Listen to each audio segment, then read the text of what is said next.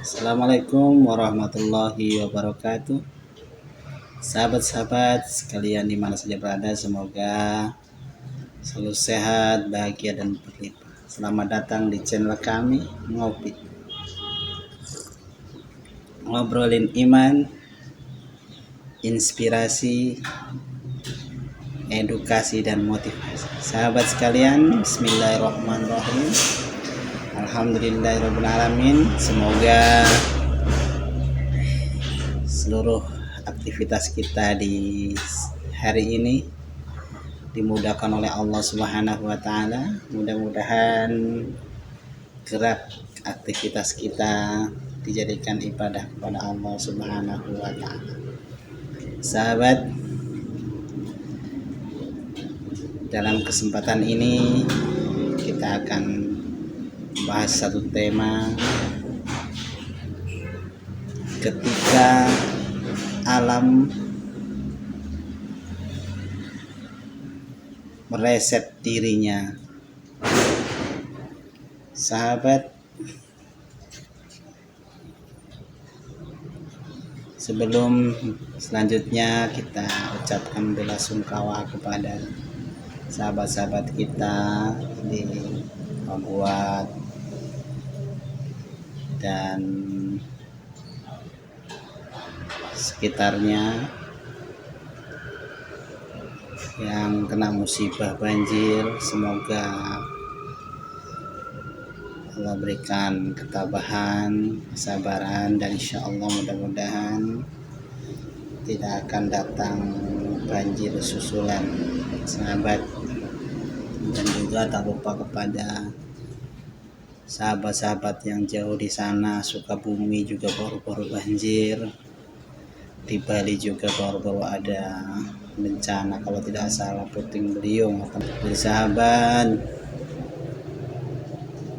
ketika alam semesta ini ingin menormalkan kembali dirinya, maka bagi kita itu yang kita kenal dengan musibah. Seluruh makhluk yang ada di bumi ini, benda hidup maupun benda mati, pada hakikatnya mereka punya perasaan seperti kita. Tapi kadang kita menyangka bahwa batu, tanah tidak memiliki perasaan seperti kita. Ketika kita memperlakukan alam semesta ini dengan kurang bijak, maka alam semesta pun memberikan kepada kita sesuatu yang tidak menyenangkan bagi diri kita. Sebagai renungan kita bersama, Allah sudah mengatakan di dalam Al-Quran, "Dhuharul fasad fil barri wal bahri bima kasabat aydin nas." Kerusakan di daratan dan di lautan adalah akibat dari tangan-tangan manusia. Sahabat, ketika ada musibah yang melanda kita di mana saja tempatnya,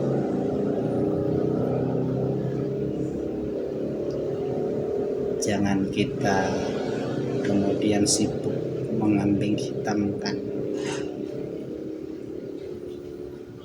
orang lain, tapi mari kita menjadi renungan bagi kita semua. Sudahkah kita bijak berlaku terhadap alam semesta ini? Sahabat sekalian, musibah-musibah yang datang di negara kita, baik tsunami, baik gempa yang di Palu tahun yang lampau, tahun yang bahkan banjir yang ada di mana-mana di sebagian wilayah Indonesia dan termasuk di wilayah kami Pohuwato khususnya di Kecamatan Paguat Dangilo. Allah berikan bencana, sebuah bencana banjir yang diakibatkan dari intensitas hujan yang sangat tinggi, kemudian didukung dengan sebagian kerusakan alam yang ada di sekitarnya, maka kemudian terjadi banjir. Sahabat sekalian, ketika kita ingin hidup kita nyaman, hidup kita tenang, hidup kita damai, maka kita juga harus menjaga kestabilan ekosistem yang ada di sekitar kita. Memang sahabat sekalian, tanpa kita sadari, karena tuntutan kehidupan yang semakin kompleks, dengan adanya barang-barang yang mahal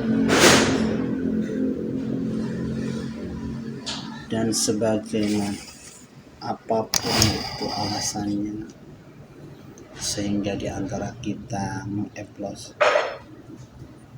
eksploitasi, merusak alam dengan alasan pertambangan, sahabat.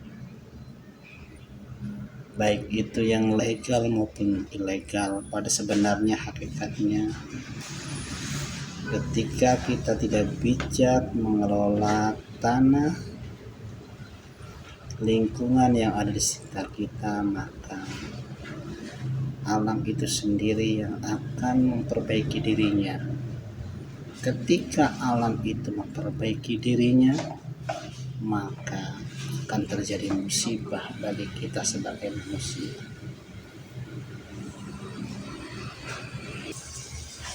Sesungguhnya ujian, bencana, apapun yang berlaku kepada kita berupa musibah, pada dasarnya adalah atas kesalahan kita sendiri.